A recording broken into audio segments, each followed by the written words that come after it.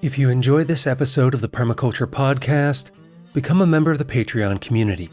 There you'll find weekly updates about what's happening behind the scenes of the show, exclusive discounts on consultation and meanderings, an invitation to the community Discord, and much more.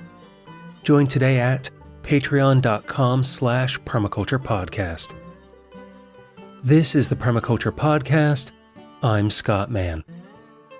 In today's interview, Dan Palmer of Making Permaculture Stronger and David Holmgren continue their conversation about David's design journey. In this episode, they discuss founding Holmgren Design in the 1980s, David's work as a professional designer and how that influenced his thoughts on permaculture over time, and the ideas that led to his authoring Permaculture, Principles and Pathways Beyond Sustainability, and Retro Suburbia. Throughout, they share more of how David's knowledge and understanding of reading the landscape developed and became central to his design process. As I share this interview with you, if you'd like to learn more about how to read the landscape, David and Dan are working on a film that demonstrates and teaches you David's methods of reading landscapes. To complete this film, they're looking to raise $35,000. As this podcast comes out in early August, they're at over $15,000 raised with less than a month to go. I see this video and the knowledge presented as vital to our toolbox if we're going to implement permaculture and regenerative agriculture on a broad scale, which is one of the reasons I personally supported this effort. You can find out more and back this project at readinglandscape.org. Enjoy this time with Dan and David, and I'll join you again after. 1983, I started the business, registered a business name. I mean, there was probably a whole lot of things that were going on in my life, which I can also correlate with things that were happening in the wider world about getting serious, earn a living, relationships, and also living in the city. But that work that I did in the consultancy, the primary work was actually advising and designing for people who were moving on to rural properties. I suppose what we would say is back to the land stuff, or these days people would call it tree change. So that work fell into sort of two broad types. One was the one-day verbal on-site advisory, walking around a property and suggesting things with clients. And then there was a more limited amount of work where I was actually doing reports and plans so that there was the opportunity to reflect. I suppose I saw quite a lot of constraints on how to make a viable business in that, especially if your work wasn't focused on affluent people, but actually empowering people who are going to go out and do these things anyway, often starting from scratch and often making big mistakes. And so it was really the combination of my own experience in that design work, but also seeing what a lot of people had done doing this process over more than a decade that was informing that design. And it was also, by then, a very strong commitment to Victoria and southeastern Australia of landscapes and ecologies and design issues that I was familiar with. Yeah, I was going to ask, was that where all or the majority of your professional work happened? Yeah, it was. I mean, there was occasional further afields, certainly into the dry Mediterranean country in South Australia and into New South Wales, Sydney region, but most of it was really in Victoria. And permaculture was a new thing. So in a sense, you were defining the industry or making it up as you went along. Yeah, well, of course, I had a lot of internal criticisms about what the movement was doing, and it was at a time of course, very strong backlash against alternative ideas. And I actually, when I set up the business, I had mixed feelings about whether I would describe what I was doing as permaculture. Both from a strategic, how do I project this as a viable business, and my own sort of criticisms of what I'd seen in the movement. And some of that was around design, and design process, some of it around ideology. But I still felt it was the best framework for describing what I was doing. Mm-hmm. And that work was recognizing that beyond people building a house, the most important things that they did in starting on a fresh site were usually earthworks, and in southern Australia that always involved dams almost for water storage, issues of bushfire resistant design, where to put orchards, where to put gardens, what to do with larger areas of native bush, what to do about wildlife, grazing, so many things that for people coming from a position of having gardening experience and then moving out onto a larger landscape. So there's sort of like an educative coach sort of relationship, but having to do that within, at the time, a budget of a few $100s. Yeah, and you saying a lot of it was you'd walk in and you'd walk out within a day. Can you think of, bring to mind an example, just to sort of tell us about the kind of how you spent that time? Well, firstly, as that work consolidated around a Melbourne base, and then a few years after moving here to central Victoria, I firstly had a really good understanding of the landscapes. So people would ring me up and I'd work out where their property was, and I'd get out the 1 to 25,000 contour map and, oh yeah, it's there. Oh, it's on the granite country, or, and then I knew what the tree species would be. And, so there was a lot of that I could find out about the land through a combination of prior information and then that rapid site assessment based on the reading landscape skills that I'd built up. But it was more who are these people and where they're at? And my big question in trying to get a bit of a brief and what are people on about and what do they want, I used to tell people that they were their land's greatest asset and its greatest liability. To sort of emphasise, I needed really to know about them, I didn't need to be sort of told so much about the land. I mean, that would be different on the odd occasions when I was working on a farm where people might be multi-generation on the land, because then their knowledge of place is incredibly important. But in most of the work, I could quickly see in just a quick visit things that even people who'd owned the land for a year or more didn't understand about it. So finding out where people were at, and where possible, with a couple always emphasising the importance of both parties being there, and using just techniques like people taking notes and recording what's said, and encouraging people to have some sort of rudimentary sketch plan, even if they didn't have a base map of what was there. And it was a lot easier to do that on open grazing land. Much more complicated when you're dealing with an old house with farmyards and bits of paddocks and all of those overlay of past actions. Much, much more complex and difficult. So that ability to save people money, this is the house site, yes, dam there, road here, orchard here. So I described it as that I was helping people with the skeleton within which they might develop permaculture. Yeah. That I wasn't doing permaculture design in that sort of like landscape design sense.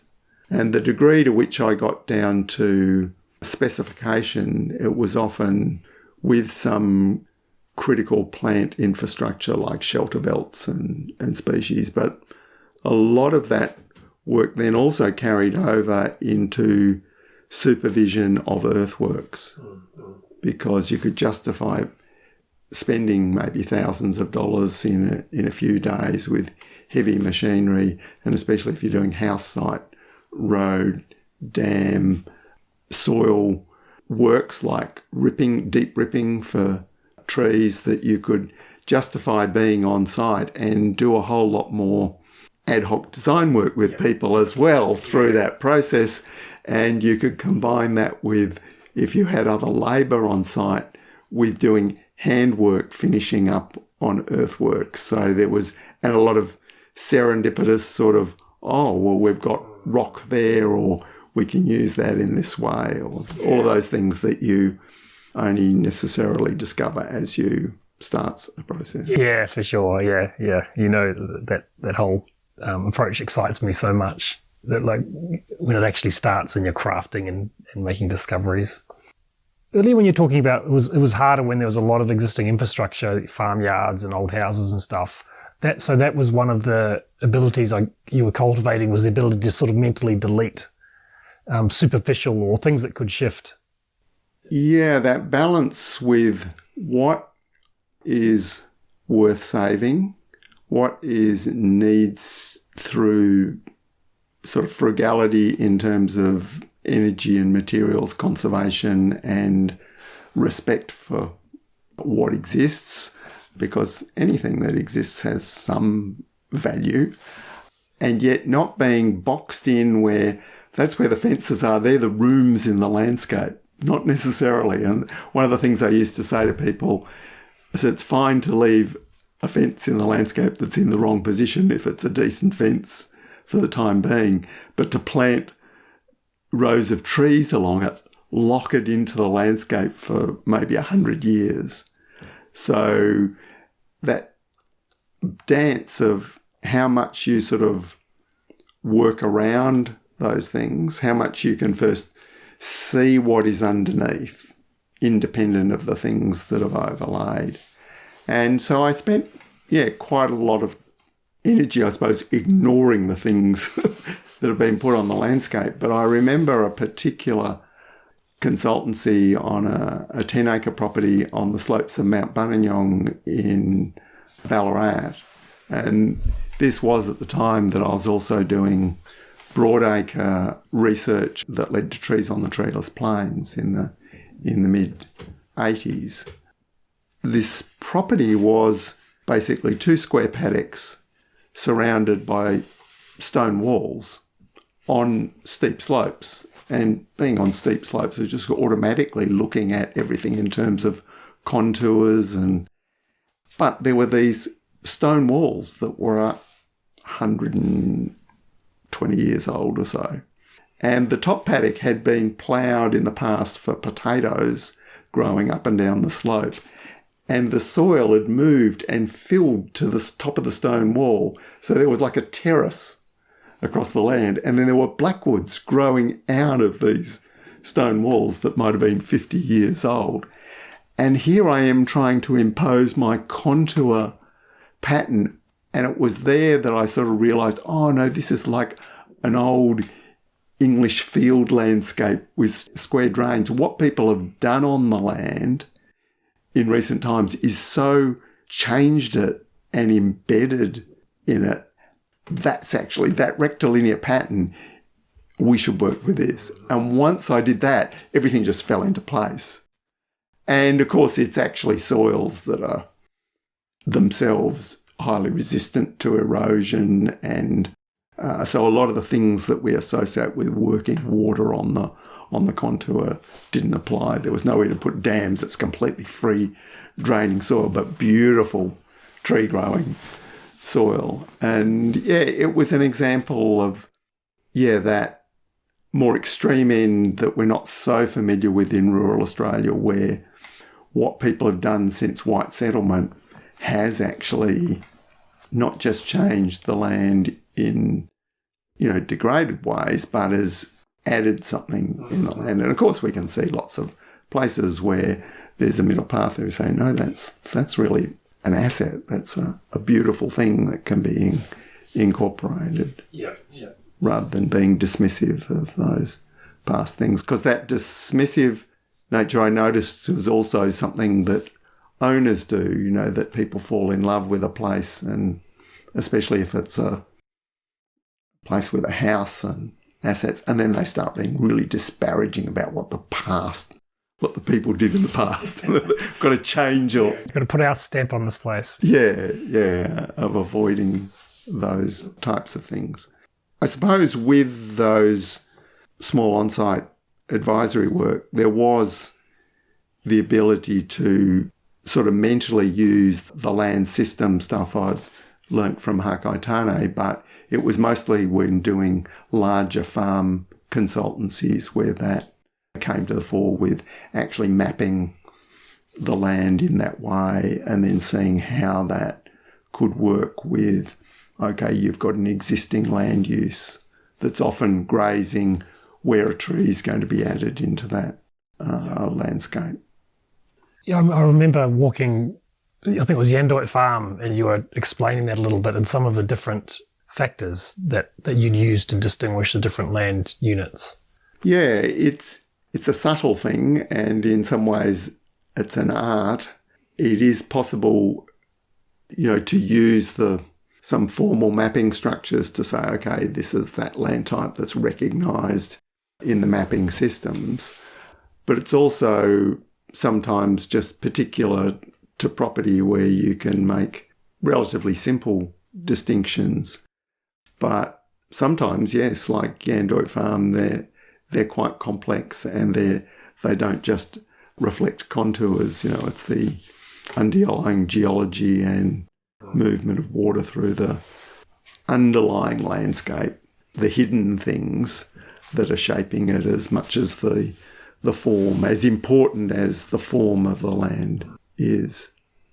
And I mentioned the work with Trees on the Treeless Plains because that was a consultancy initially to a group project Branch Out, which was one of the precursors to the land care groups in central Victoria, where the land care movement is one of the origin points, the land care movement. And I had this consultancy to look at revegetation strategies on the volcanic landscapes, which are the most intensively farmed, most treeless, highest value agricultural land in central Victoria.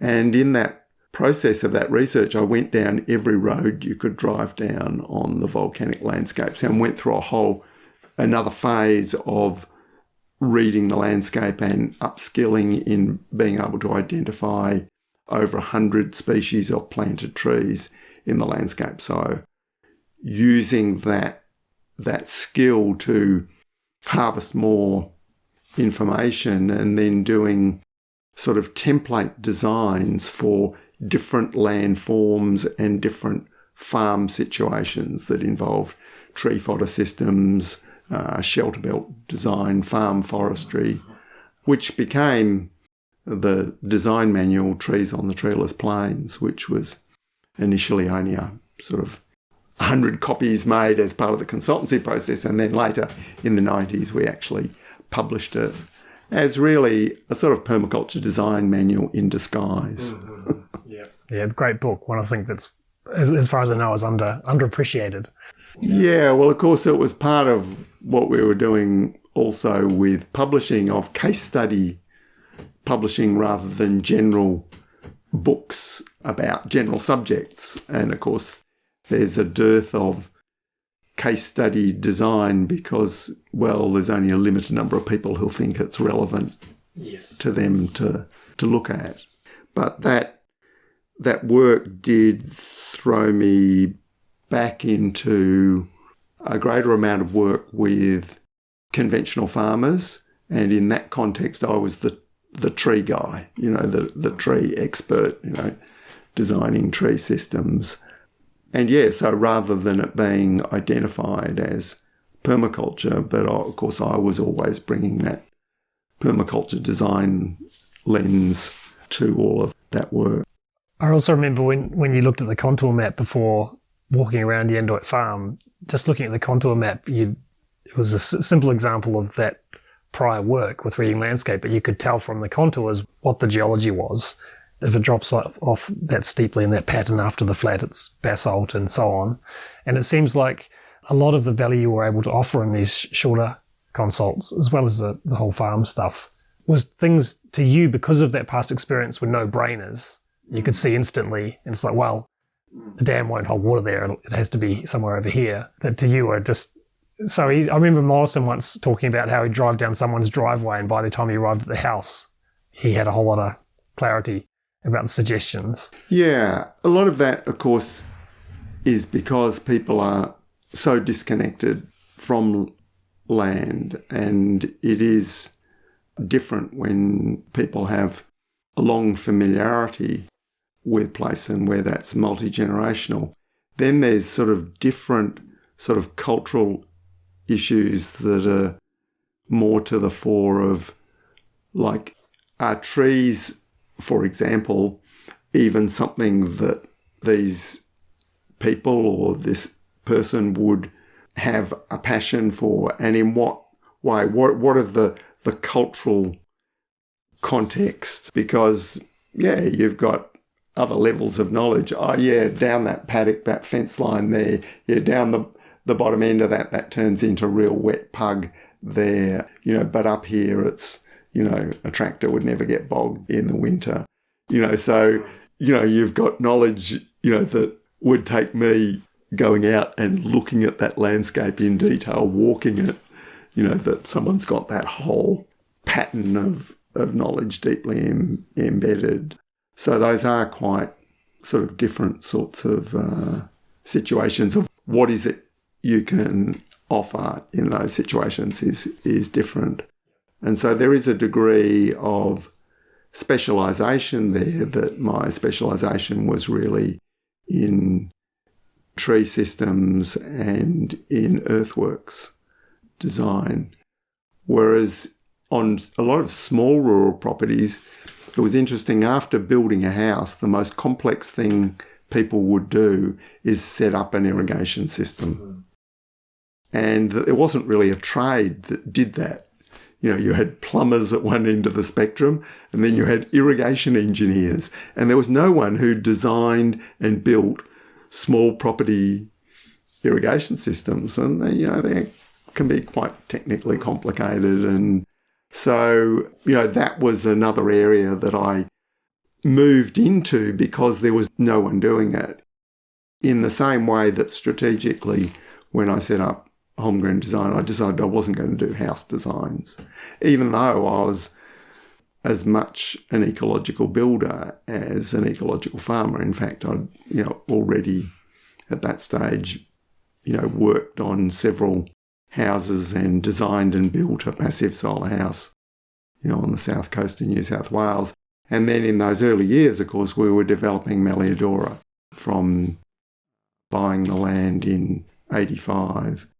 And so that was really that biggest application, sort of building on what we'd done with my mother's rural property, now in a much sort of more compact context on a 1 hectare property. But again, earthworks, reuse and movement of soil, house design, irrigation systems, tree systems, all of the interlocked parts, of course, became the greatest obsession, and the greatest amount of design work I did on any project is really this place here.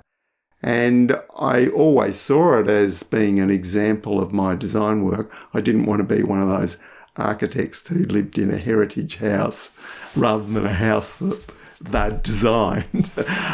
But I used to say to people, look, I can help you with the skeleton framework within which you might develop permaculture, but I can't do what we have done here because you could never afford it for a start, that time and that continuous engagement that was possible here.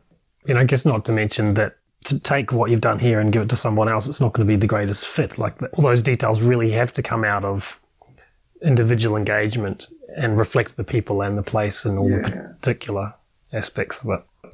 But there was, in doing things here a lot at the beginning was actually applying what I was doing professionally and using, here we had detailed contour information because the whole town had just been sewered, and so there were publicly available mapping systems, and I was able to do a lot of stuff on paper in great detail, to the confusion of the local earth-moving contractor who'd never looked at a contour plan, but also having that ability to, and that need to throw the plan away, to not literally, but, discovering, there's reef rock that we assumed a D7 bulldozer can move. Oh, no, it can't. Oh, is that then a 20-ton excavator with a jackhammer, or do we actually change the design? And that sort of creative sort of response to situation that I was prepared to do, in spite of having done very, very detailed work in that way. So it was also that further training, that like doing small boreholes to see actually what the full profile is before the bulldozer comes and digs the dam. So I was still in that process of learning and gaining that expertise that I was then applying further afield. You started Holmgren Design Services, you were doing advisory and design work for others, and then you started at Meliadora and continued to consult as well.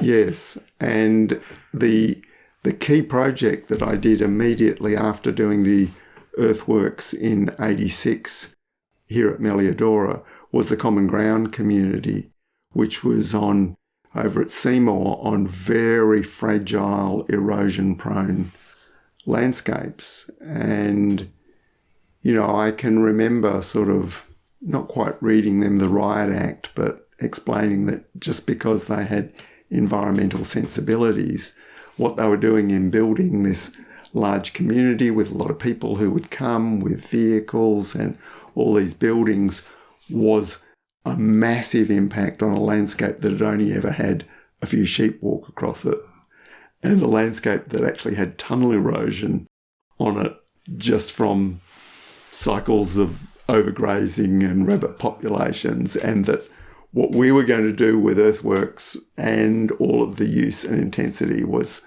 massively greater impact. And that working with contractors with many machines and having to gain the respect of old-timer rural contractors and who's the young, upstart from the city who's designed this. He's not even an engineer. And that working was a sort of a key project, the milestone for doing that. And again, it was actually working with an architect who was in a sort of a group design process with buildings. So that was a very important sort of milestone in the work. And it was large enough to allow me to be doing that process of there physically doing soil raking, directing other people, thinking further about the design, consulting with the machine operators and creatively responding to building a major dam spillway and discovering a massive gravel deposit that we then harvested with elevating scrapers to provide the road material for what's been a major and durable road in through that property over all those years since. I think that was really special project too, because there were many different people involved in that community that you're working with. So there was different skill sets that people could bring to the project. I'm curious, you've explained that for a long time you'd already had a distaste of any rigid split between designing and implementing, and you'd learned the strategic planning with Haikai. And so, from when you started designing professionally, what changed, or what did you learn over time? Part of what I'm hearing is that you were able to take on more and more complex projects. But was there any kind of, breakthroughs or I'm not getting that so far. It was more of a gaining more skill or mastery in the same kind of basic process approach? Or was there chapters or evolutions or epiphanies along the way? Yeah, well, certainly that property at Mount Buninyong that I described was one of those that, no, I don't have to just, I can accept what's been done on the land. There was also, of course, urban projects as well. And there was, I suppose, a developing conservatism in what I would be prepared to recommend, recognising that there's a difference between being an innovator, experimenter, especially in fields like tree crop planting, aquaculture, for which there wasn't standard practice. So being more cautious about what one would recommend people do, but also being surprised the other way of, I had a case here in the local area of doing a one-day advice, and I looked at this property and I said, there's so many dam sites on this property. It could be this amazing aquaculture system of all these, dams down this valley and, all this here. And I thought, oh, yeah, another couple of people from the city. And that couple actually developed that property, all of those ideas and beyond, and became very significant in our local community here, running a permaculture nursery for many years called Forever Growing. And, leading figures in spreading permaculture, and their place was quite extraordinary. So that thing of underestimating what human potential or commitment or interests can be as well. So that balance both ways, I think.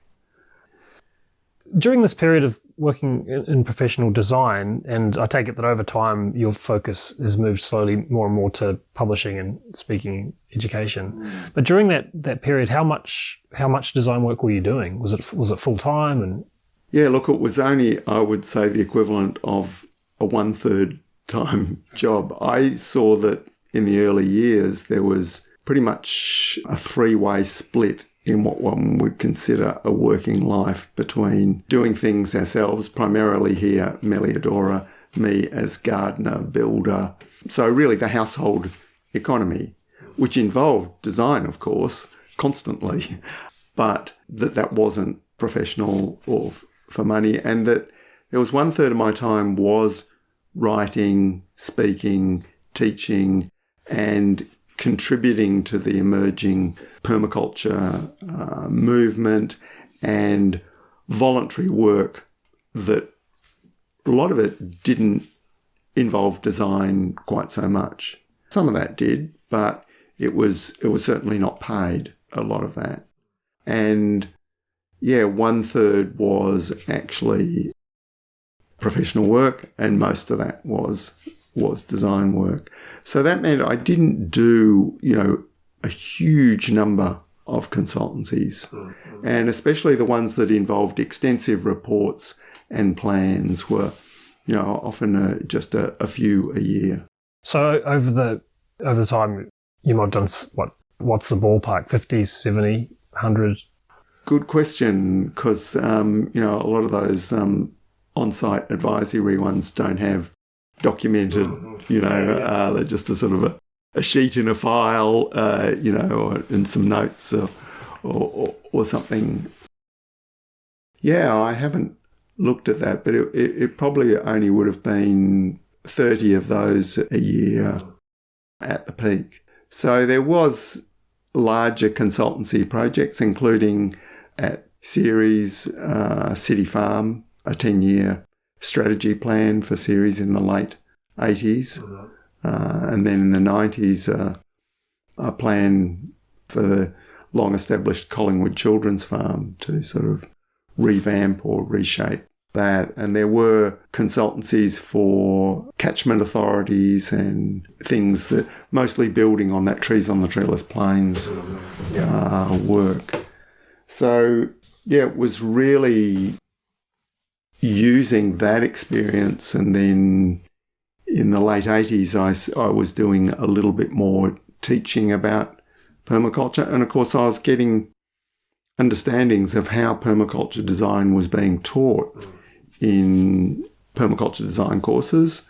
And my understanding of that was that it was really people drawing from what they'd learnt from Mollison, who, remembering that I didn't think he was sort of so much a designer, though he articulated, and especially in the designer's manual, quite a lot of interesting concepts around design and design process. But there certainly wasn't a sort of a clear design process in permaculture design teaching.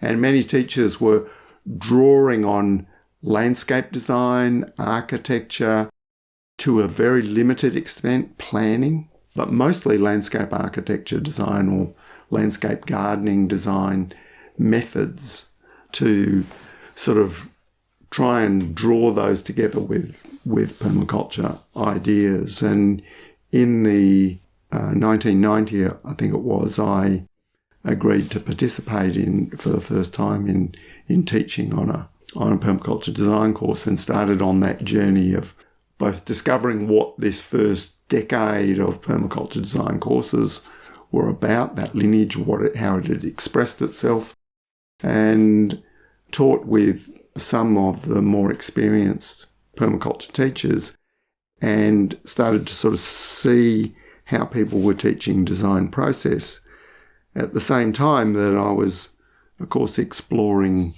how are people teaching permaculture ethics and design principles.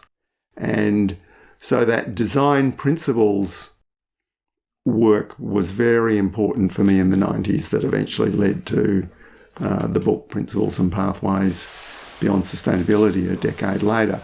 But I knew there was this huge jump between fundamental design principles and design process. And I felt I had a stab at trying to sort of teach that and explain that on permaculture design courses in the 90s, especially ones that we ran. But some people's reaction to that was that what I was teaching was advanced permaculture design. And the main distinction I was trying to introduce, apart from the land system stuff to understand that underlying patterns of the land, was the difference between the methods that are appropriate to larger scale landscape design versus site design. And so I was characterising what people were learning as permaculture design as site design, in the sense that architects and landscape architects thought about in some limited context, a place where one is putting a building and the influences that are affecting that. Whereas once you looked at broadacre farms or intentional community design that is across landscape, that site design methodologies broke down. They had real limitations.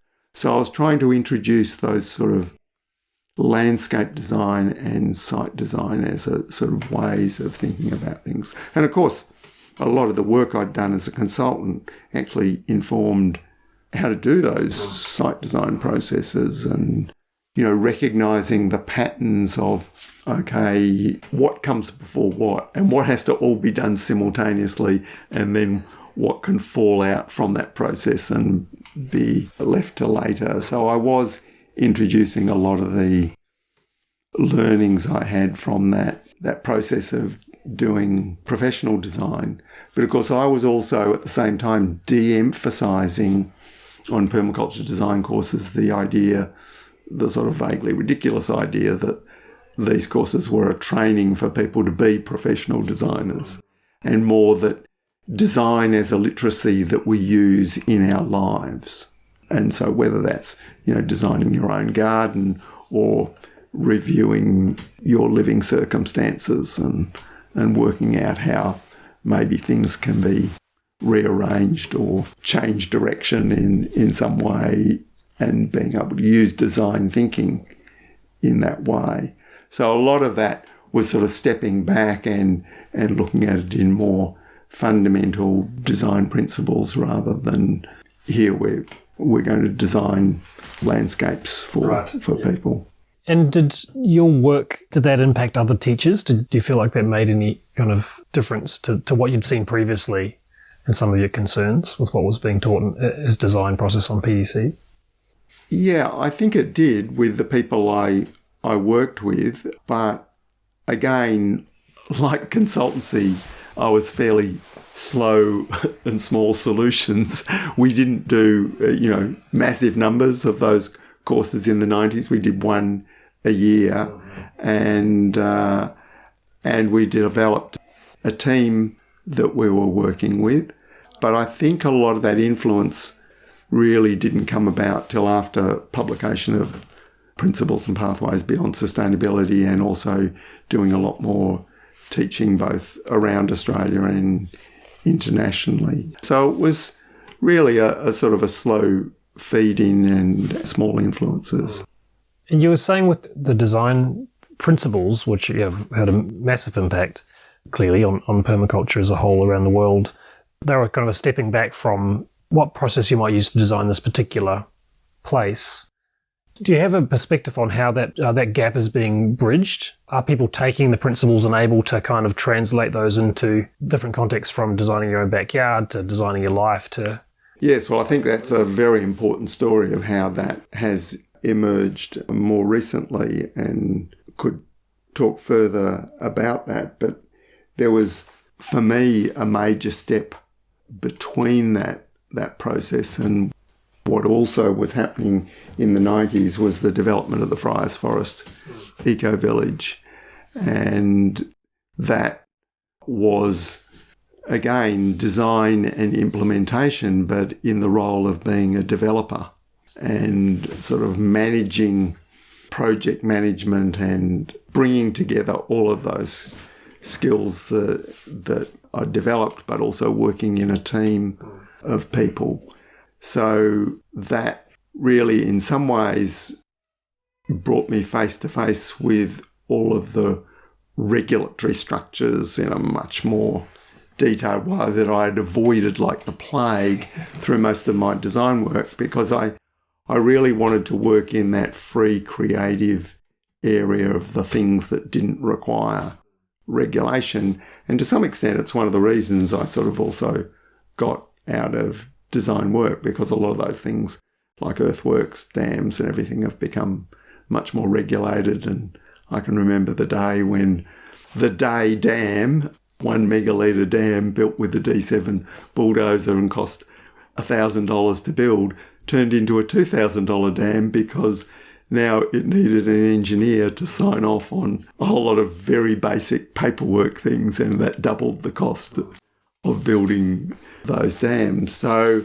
certainly the ways in which regulatory structures both work to keep minimum standards at some sort of reasonable level, but also chop off all the creativity that can happen in any field, and whether, certainly in architecture and landscape design. Farming was one of the areas where there's still, until recently, an enormous amount of freedom, both for better and worse, for farmers to do whatever they want with the land. And so that was a sort of a creative free space. But of course, in developing an eco-village with planning approval and all of those sorts of things, that became a much bigger part of what I was doing. But it was also the opportunity to see how the passions about sustainable forestry worked in a design sense and a community engagement sense, and how people would learn and adopt some aspects that might be beyond what they were familiar with. This issue that I spoke of previously of whether you can actually raise some design idea that people might think is a great idea, but they actually don't know anything about it, and the chances of that becoming a reality are often very, very low. So in some ways, I used to say that as a professional consultant, all you can do for clients is confirm something that they might already sort of half know themselves. If you're trying to introduce something that is completely foreign, it's almost certainly not not going to work. Yeah. So I suppose in going back to design principles, I was really stepping back from that process of what we're doing to why are we doing it, and asking the more fundamental questions of, why the issues of diversity, why are small and slow solutions generally better than big and fast ones, and why do we need to be so obsessed with creating storages in the landscape, storages of water, storages of biomass, rather than things just relying on throughput, looking at those basic system design principles that we could see in natural systems and we could see underpinned all traditional cultures of place in their use of land resources, but were contradicted in the modern industrial world, because I saw a lot of people going about things quite creatively and exploring all sorts of ideas and even using quite creative design methods, but those more deeper questions seem to me, more fundamental building blocks. And of course, the deepest ones of all are the ethical foundations. So I really focused on that a lot, but was intensely aware that those principles inevitably are abstractions, just generalizations, and they don't tell you much about how do we get to that holy grail of some desirable outcome. But I certainly saw I sort of couldn't tackle all those things simultaneously. Yeah. And do you see that as a gap that's yet to be filled, or? I think that's a process that's still emerging in different ways, and I would definitely see your own work with making permaculture stronger is a major contribution in that direction. And I think there are many factors at work that drive us in two different directions simultaneously. One is, why are we here? What are the really fundamental questions of going back to those sort of basics and focusing on that?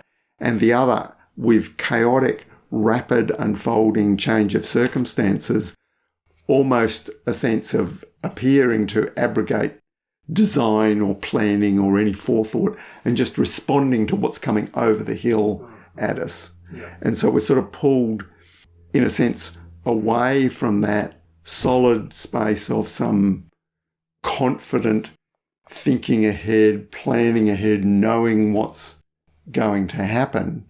And that does make it difficult to grasp for a lot of people. How does design apply? It's such a fundamental issue. It's something I scratch my head over a lot as things get more uncertain. And I was just reflecting yesterday, we're in a position now with COVID and everything where the buffer we have as a culture is pretty thin right now. So should another shock come down the line, and yeah, we're in a position where I don't know if the ideal is that we'd have a deep enough working literacy of design principles and processes so that we could ramp it up and default to that when shit gets crazy, as opposed to what probably will happen or is happening, which is people are just going to reach into the grab bag and, we'll try this solution, we'll try this solution, we'll try this solution. I think that's exemplified to some extent by the shift after the involvement with principles and pathways beyond sustainability and the teaching that came out of that, the lineage of work that led to retro-suburbia, recognising that humanity was rolling into the multiple sort of civilizational scale crises. The most notable that people can understand is climate change, but resource depletion and all of the other ones that are linked to all of these issues, including, of course, pandemics and financial system instabilities and breakdown, and many, many others. As these processes unfold, it was really clear to me, even in the 90s when I was teaching on design courses, that how we retrofit and adapt where people already live is going to be far more important than building new state-of-the-art eco-villages or creating the world anew. And whether that's grand visions of gleaming green cities or the landscape reformed, it's no longer, just pastoral landscapes. It's all of these amazing permaculture systems. No, that's not going to happen directly in that way, because those processes, to the extent they will happen, will be happening in a process of chaotic, if not collapse, breakdown and change of systems that we've sort of directly or indirectly relied on. And so that adaptation in situ and retrofitting what we already have was clearly more important in a strategic sense, and also of what is realistic for people to do and what is effective. So because most Australians live in the suburbs, retrofitting those suburbs was sort of a priority. So that notion of moving from clean slate design to every site has a history, every site has something there, and recognising the good and the bad and the complex layers of that, where we are just a participant sort of tweaking or adding. That was also strategic in the sense of it bypassed a lot of the regulatory impediments, because it's not big new development. So sometimes it can be done under the radar, and the consequences of mistakes are far less than in grand projects. The grand projects are always more likely to, yes, they can achieve great things that it's hard to do in other contexts, but they also where the big mistakes happen. So I think that was part of my strategic thinking of how to deal with ongoing design in a context of crisis and chaotic change. And then the emphasis in retro suburbia on three fields of action, the built, the biological and the behavioural, that recognising also that, there's limitations in the biological system. You can't fast track the growing seasons, and the built environment, well, we might not have the wealth and the capacity to knock it down, start again. Those limitations didn't apply to behavioural systems. And this sort of contradiction between, is people's behaviour individually and collectively the hardest thing to change, or is it the easiest thing to change? And it's sort of course, both, but increasingly moving to that realm of we can change the world mostly by changing ourselves, because that's the most flexible system. And it's hard to project that sort of view of change, adaptation and design for, say, people living on the Ganges Delta in Bangladesh, relying on what they can produce off the farm and remittances from family working in the Middle East, to say you need to be more creative or change your behaviour. Whereas in affluent Western countries, there's so much fat in the system. There's so many opportunities for that creative adaptation that a lot of, I suppose, my focus of design has moved back into the people side of things and how we facilitate that in a context of rapid and unpredictable change.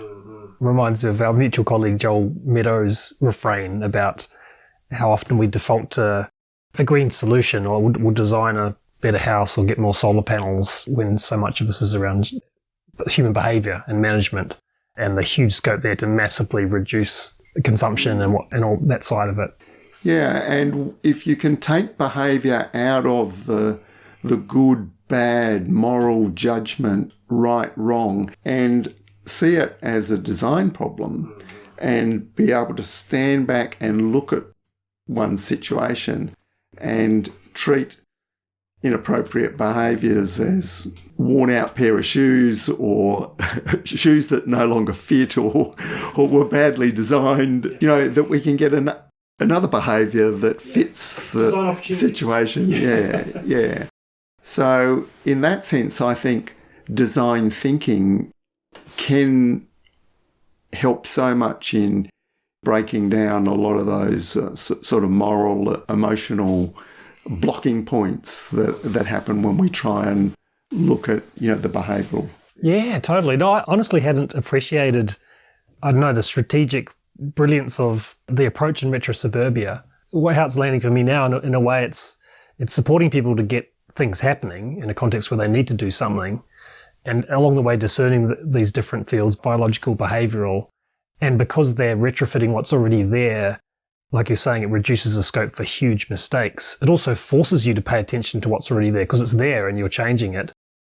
It avoids regulatory issues, and as you start to move along, you're in a design process. Continuous design process. Yeah, and by its very nature, it's a healthy process that's not a linear, copied and pasted from landscape architecture approach. It's like a brilliant doorway into the space of that widespread design literacy as a core capacity that you talk about. I think it also helps deal with one of the problems of copying. As we know, every design situation is different and requires response to that situation.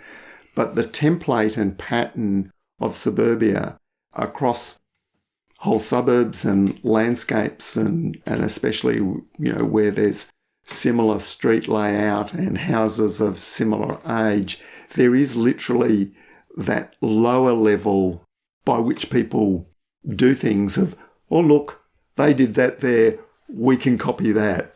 And there's more chance in those landscapes of that actually working. Whereas in a lot of rural contexts and a lot of more complex organisational contexts, it's very hard for those copies to work. So we recognise that a lot of people do things that way, and we all know as designers that, that's not necessarily the best, and the idea of how can we uniquely respond to a situation is important. But as people are into the baby steps of design, if we recognise design is a human literacy that is potentially represents some degree of evolutionary transformation, at least at the scale of literacy and numeracy, then that original vision I had in environmental design, that our role is to, not as expert designers, but people a little bit further down the track, to enable everyone to see themselves as a designer and to find that power in that process, which is still, I think, a struggle for so many people. I've mentioned to you I'm taking a lot of inspiration from Carol Sanford lately, and I'd already sort of shifted from me being a design expert to me being a design process facilitator. And with some of the stuff I've been learning from here, I'm moving from even facilitation to education and being a resource, returning people back to their own lives and their own situations as a source of developing design process literacy. I think there are obviously so many sources that need to be brought in, and recognising the influences of those to contribute to permaculture design. And it's interesting, of course, with your recognition of the role of Christopher Alexander, and for me, Retro Suburbia was in a way written as a pattern language or a stepping stone towards a pattern language of Retro Suburbia, that we can see those sort of recurring solutions to recurring tensions or dilemmas that are faced. I think many different ideas around the process of design can contribute to the strengths of permaculture. But for myself, the work on this property at Meliadora, I'm also being drawn back into a sort of a direct, intuitive process where I'm like wandering in the landscape and inspired to do something. Sometimes things that have actually been effectively emerging for years, if not decades, and then suddenly I sort of like just act. And I've just had that experience in the last 2 days building leaky weirs in our public stream course with 60 hectare catchment behind it, a creek that's had, in 2010, it had 100,000 tonnes of water come through it in 24 hours. So actually physically building something with my hands that's from what's in the place that needs to survive that sort of force and power and achieve things in relation to a progressively drying climate of rehydrating the landscape. So that process for me has involved more and more working with the absolute unique things that are in that place and where things lie and how they might be adjusted, and that have also involved the social crossover with neighbours and talking to them about what they're doing on their land, and literally resources, trees that need to come down for house construction that might become the bridge that they'll be able to walk over across the creek. So this sort of like emergent serendipity that doesn't actually really look like design at all. Yeah. And I think that is a sort of an interesting process. To some degree, it's the freedom to play rather than work, but the degree to which that is a product of being a constant designer rather than just running around randomly doing things that have completely unthought out consequences. Yeah, that's right. Such an interesting one. I've made that distinction between a generative process, generatively transforming spaces, and winging it, or the random haphazard thing. And sometimes people can get a bit fuzzy on the distinction. But it's amazing to learn of your journey. And there was times when the processes were, you could describe them as more kind of rational and hard and, get the design right first, to something that's a lot softer and more intuitive and emergent and consultative or integrative in terms of the community.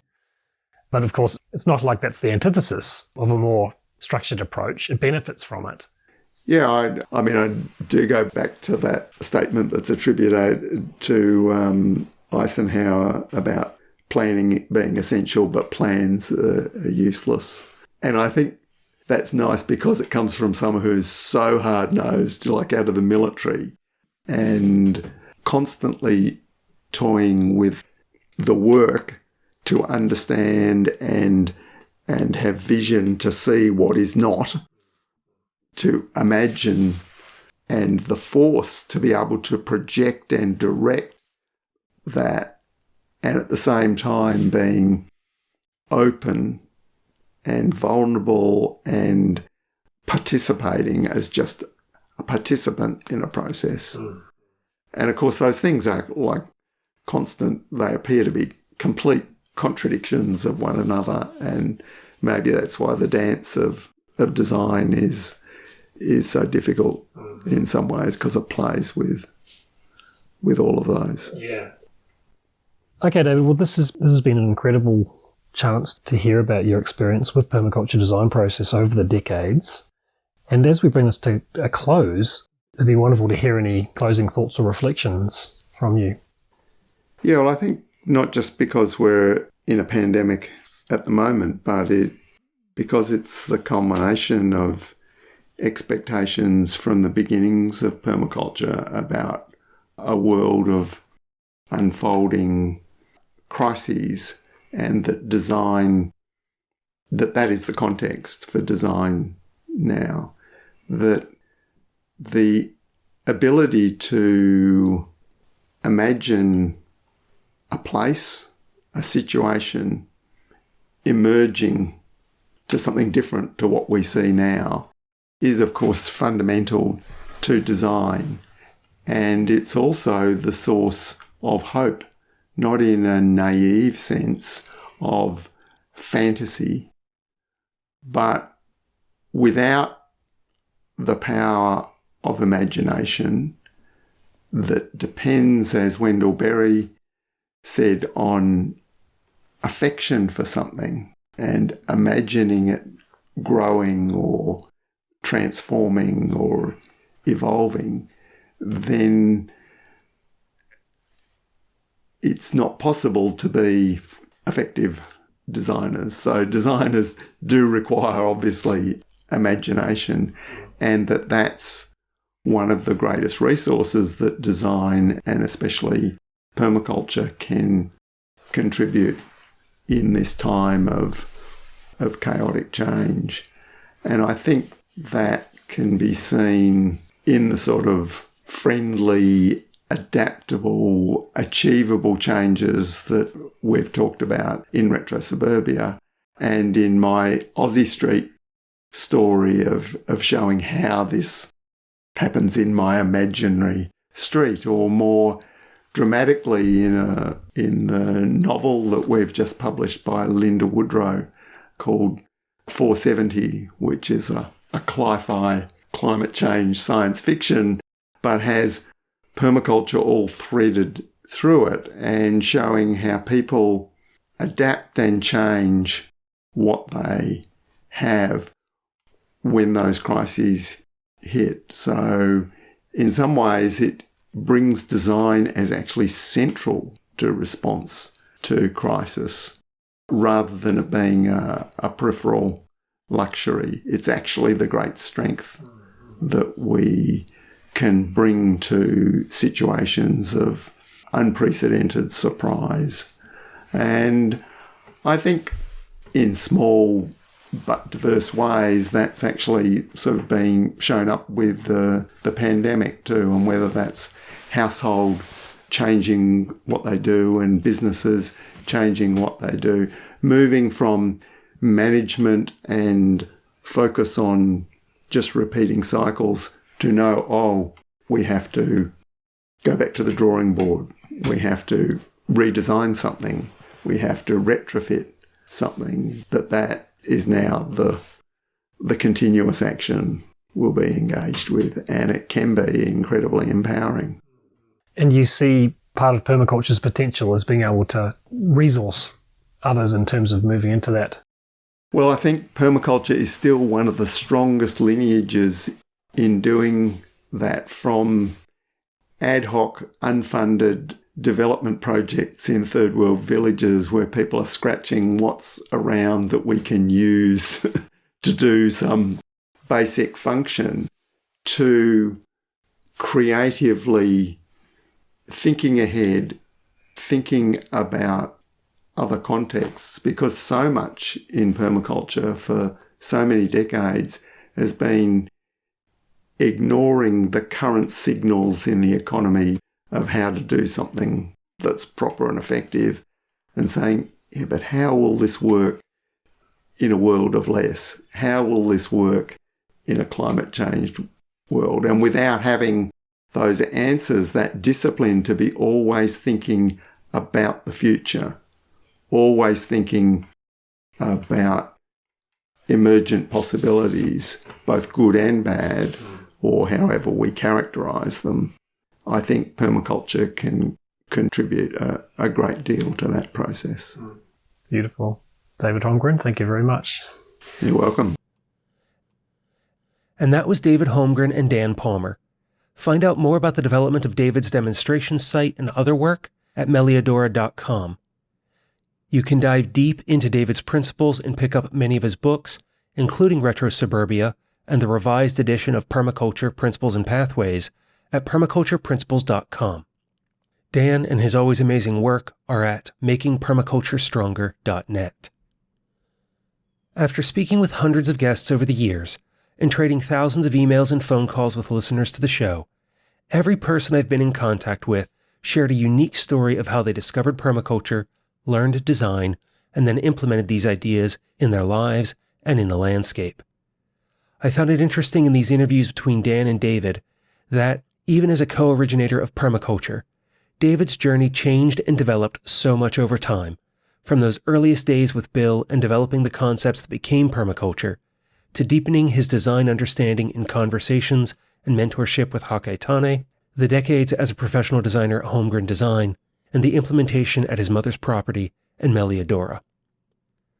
Wherever we begin, and however our path changes, as students and teachers, advocates and practitioners of permaculture, we can work together to learn more, deepen our connections, and create a world of verdant abundance. If there's any way I can help you on your design journey, or you'd like to discuss anything featured in this or any other episodes of the Permaculture Podcast, you can get in touch by calling or sending a text to 717-827-6266.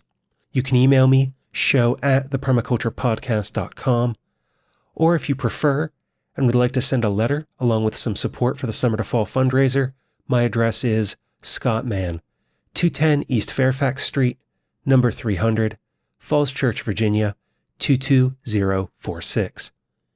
From here, the next episode is a conversation with my old friend Eric Purrow, who updates us on how he's transitioned from natural building to biotech, growing tens of thousands of kilos of chaga mushrooms in the forests of Finland.